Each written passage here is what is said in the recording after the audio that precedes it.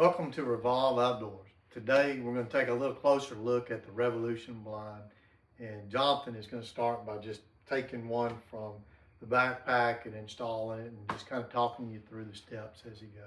So Jonathan, you'd like to take that? Right, so I'm going to go ahead and open up my backpack, which is just secured shut with this drawstring. Once you got it open up, the first thing you want to pull out is your bracket here. And it's got two pieces of webbing that are wound around it and a brush skirt for your bracket.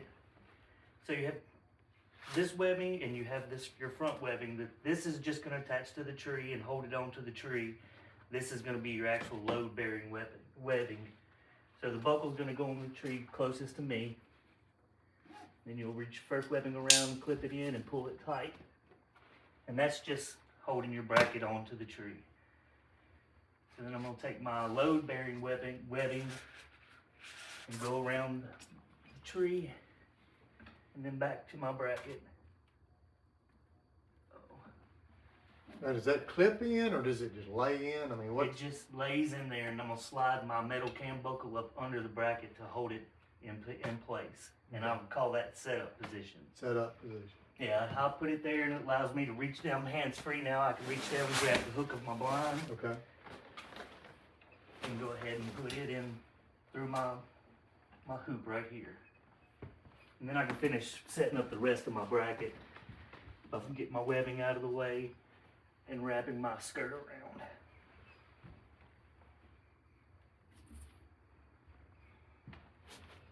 Okay, and what does the skirting do for you? This breaks up this unnatural shape in the woods, this triangle and the bars and all that. It just gives it a lot better look and it Kinda brushes it in, just hides it everything. Kind of hides everything, makes it blend in. Mm-hmm. All right, so have you adjusted your seats yet, or is that good to go? Or Yeah, I haven't adjusted anything, but off first hand, I can tell it's gonna be too low, so Okay. I'm gonna go ahead and lift it up by just pushing in my metal cam buckle and pulling my webbing on through, okay. and then I'm gonna slide my bracket back down, and this is what we call hunt position. And you can hunt in it like this or like this. It makes no difference. Right. So we call one a setup position and one hunt position, and the main reason being is here in the setup position, if you're twisting with an animal close by, we didn't want the metal on metal sound with turning that. So whether you're in that position or the hunt position, from a safety point of view, it doesn't matter. But from a quiet and not making any noise, this is the better position for hunting. Mm-hmm. And then he'll wrap the blind around.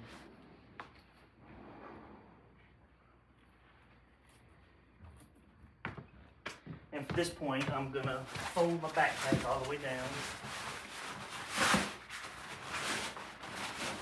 Pull my blind material out and let it drape. And you can pull your drawstring tight again if you want to get your backpack off the ground. And there you have it. It is set up. Okay. Well, Jonathan, you mind just going ahead while we have it set up and just sit down in it and kind of do a slow spin to show them, Sure. what it looks like.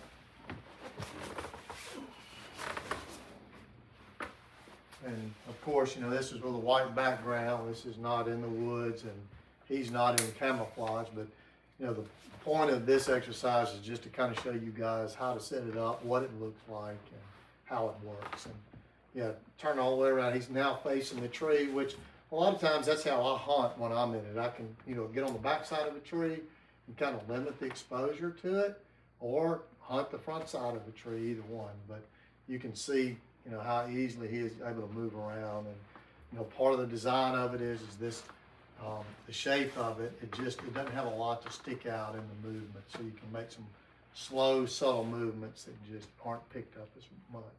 Okay.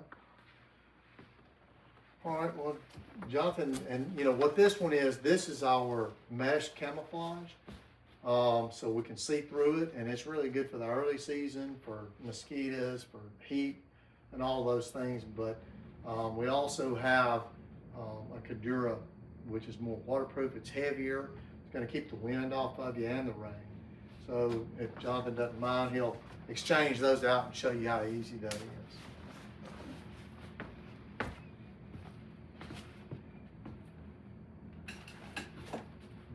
Takes it back up into setup mode again, and it holds everything in place. Pulls it loose. I'm just talking as you're doing it. No.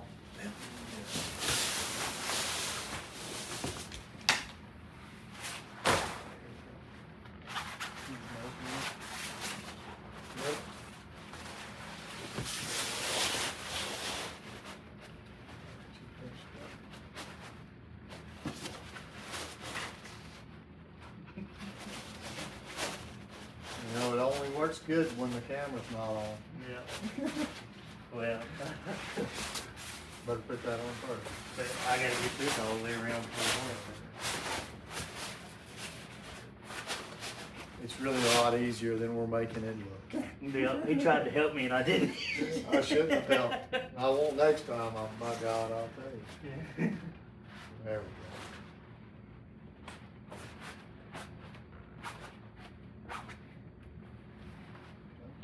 So still in Oh, yeah.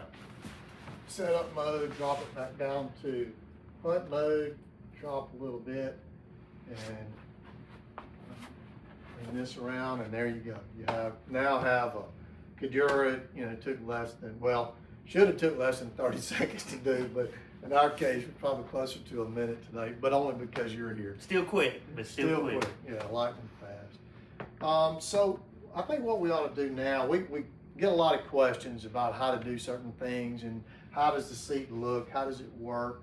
So I think what we're going to do now is we're going to take all the camo off. We're just going to get down to the bare seat so that you can see that. And Jonathan will take that off. He'll set in the seat and kind of go through the different adjustability of the seat.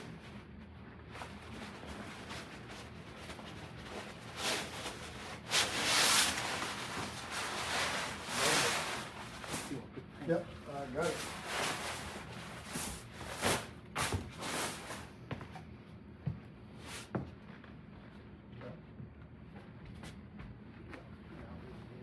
Make sure you're set.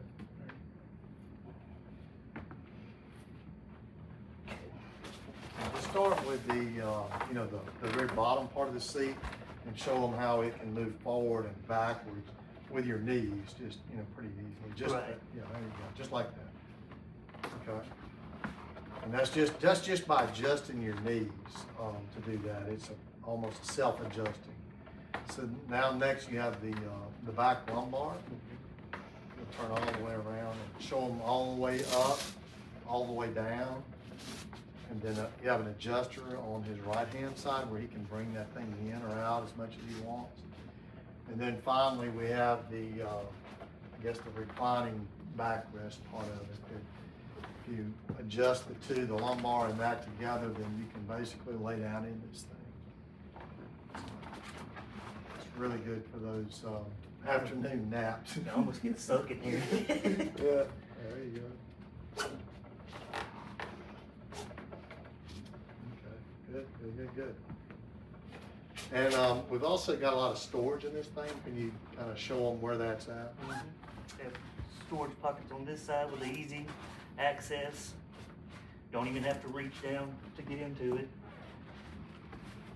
Have one on this side. There's also storage up under your backpack if you want to store an extra backpack or anything. Right. And then we have more additional storage on the top. Okay. Well, you know, a lot of our questions that we get are related to the type of weapons that can be used in it. So we're going to do it two different ways. The first way, I'm going to just sit in the seat with no blind on it whatsoever and show you the different weapons and how I use them in there so you can see it. And then once we go through that exercise, then we'll put one of the blinds back on so you can see how they work with the blind on it. So Jonathan, you'll hand me the shotgun. We'll start with that.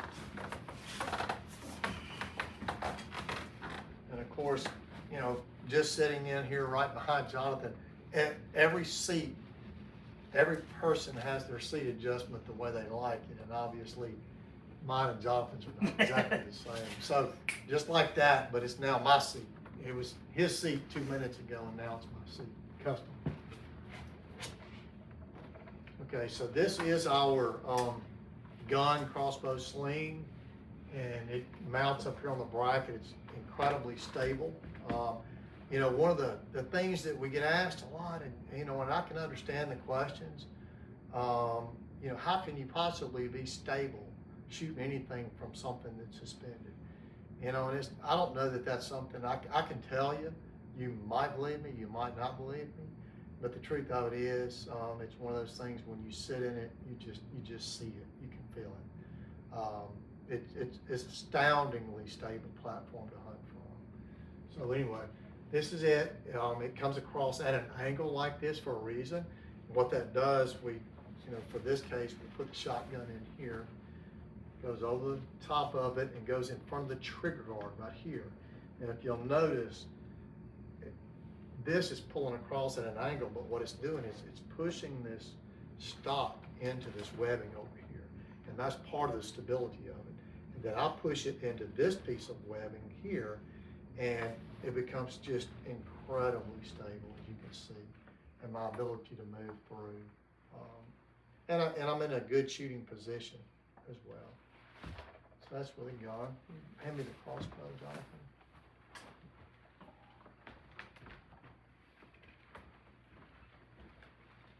Same thing, we just come in from the butt side of it here, get it across the top of the scope, and then into the front of the trigger guard. Same deal, we let the butt come in against this side, and then we let it rest up against this one, and it becomes, it's almost, I'm telling you, it's like shooting on the side of a tree for stability, and then you're just able to move and acquire your target and shoot from it.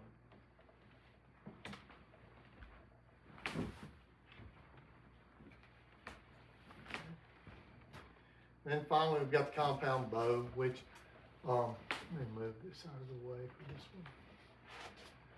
So for the compound bow, this is what I designed it for. It's what I hunt with. This is, you know, where I started. It's most certainly the most difficult one to do with it. A little bit of experience, it certainly, it works. We've had a lot of success with it. So with it, we've got a couple of different places to hang stuff. So on the inside, we've got a bow holder in the front that I can hang this bow on when I'm just in the middle of a long set. Maybe I have to answer some emails on my phone, or maybe I'm eating lunch and I'm not really in shooting position, but I'm in more of a relaxed position, but I don't want this bow in my lap. I don't want to have to hold it. You can see how much space is between me. Everything with this blind is, we take advantage of every inch of space that we have. We use it for something and maximize that space. So this puts this bow inside the blind with me. I'm hands-free. It's not in my way. I can certainly, you know, work on my phone, eat my sandwiches, do my calls if that's what I'm doing with that in that position. Now, you know, at a point in time when the animals are close, or maybe it's that prime time, you know, maybe I just had a doe run past me and I think there's a buck coming in behind her, then I'm going to move to more of what I call a hunt position, and I move this bow forward into another bow hanger that's right here. And what that's doing is it's putting the front part of this bow on the outside of that skirt of this blind. The reason that we do that is it makes sure that we minimize the movement when we get ready to draw back to, you know, shoot at an animal. And this is what it would look like. And basically bring it up off of that bow holder, insert my release onto the bow. I'll roll the front of my bow down till I'm clear of everything there, and then I just go straight at the target like this. Now, one of the unique things about this that's different than everything I've ever hunted out of, I'll lean into this. This is very stiff because it's holding my weight. So the ability to shoot this bow but lean into it it's stabilizing my upper body, and it's keeping me in perfect shooting position with a compound bow. So there are some added benefits that were unintended. We didn't design it that way, but certainly we take advantage of it. So you need to be behind those two strips of webbing and not. Yeah, that's correct. So, you know, and you've seen him get in and out of it. So the way you get into it, you look at it like a set of suspenders. So the way that you shoot a bow is you come into it. If you try to shoot the bow this way, you can't, because your shoulder, when you try to extend, is going to be in the way. Now, we did design it specifically for this so that you have the room. No matter how big you are, if you're a really, really big guy, your shoulders are just wider. But it doesn't mean that this is going to confine you here. So this is the way that this works to make those shots, and you lean into that, and it's I'm telling you, it's more stable shooting out of this than it is standing, just because you have the ability to rest your body, upper body onto something. Okay. So I think the next thing we wanted to do was put the blind mesh back on, and then I'll go through those same series of steps there so that you can see what it actually looks like with a blind in place. And see if Jonathan can be a little quicker on the setup this time than he was last time. Look at that. He's an expert. He's done a lot of it. He is really good at it.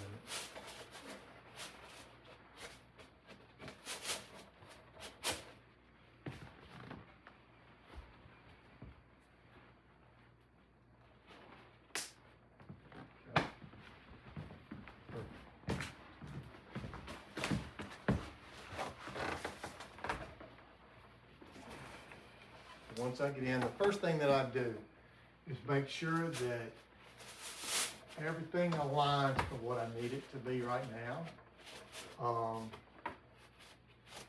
In this particular setup and what I'm trying to achieve, I'm pulling this around just a little more so that when I come into here, we can see it. So I just kind of align that. I'll do that with my hand a couple times just to make sure that what I'm seeing. So good deal. Let me see that shot go.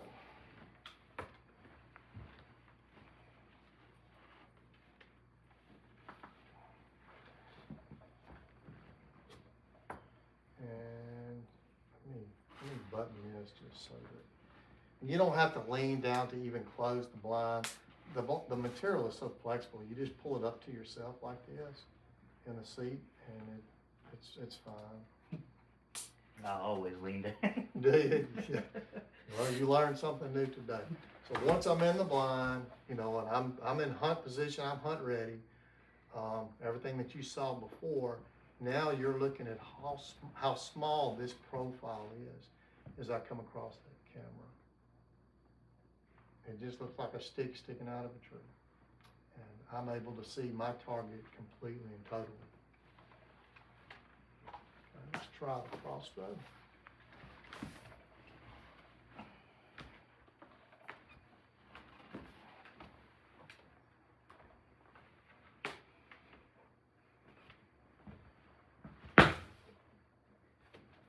Same thing. Once I get it into the position in here, then I just make sure that my blind is on the inside of the wheels on this, and then I'm ready. So I'll pull it in like this, and I'll just move my position as I need it to be. And you can see a very, very low profile, but I'm able to see my target very, very easily with this one as well. This is a really deadly combination just because you have no profile and you have no movement to make that shot.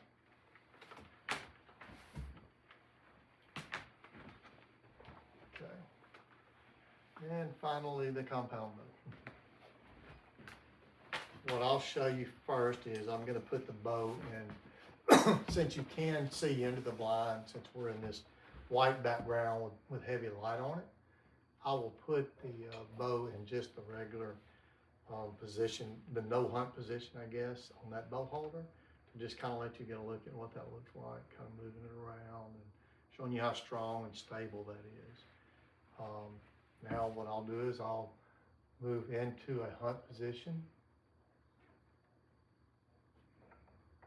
And the whole time, this bow would already be knocked up. There would be an arrow on the bow, and that arrow would just be sticking out the front of the deal. So now I'm in a hunt position, and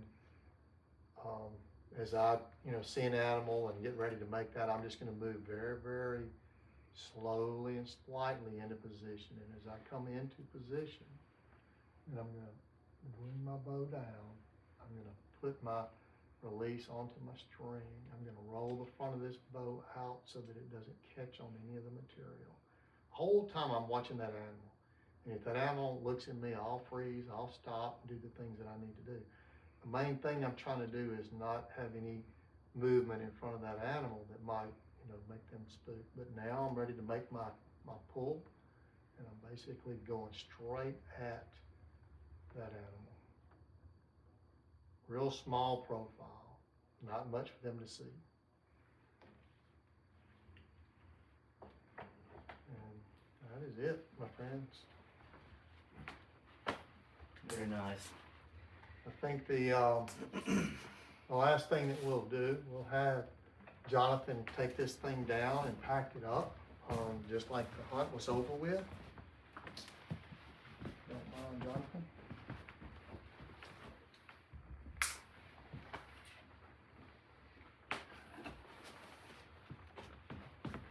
And as we talked about before, and you've heard us talk about, the the portability of this is unrivaled. There's nothing like it. Minute takedown, you take it down, you're walking off.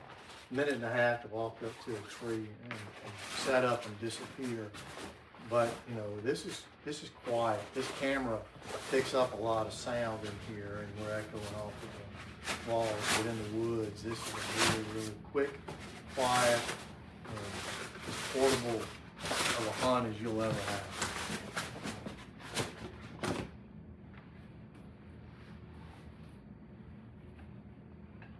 And as he's taking that down, just want to remind you guys, what we're trying to do is answer questions. So if you guys have any questions that we're not answering, please visit our website, poke around, look and see what we have. This is one of our products. We have others, but we welcome your questions, and we'll try to address those. We get a lot of the same questions, over and over, but we'll put it together in one of these video casts and try to address them. Good job. Well, I think that's it for this episode. We appreciate you joining us. Join Revolve Outdoors next episode, where we are creating a new experience in hunting.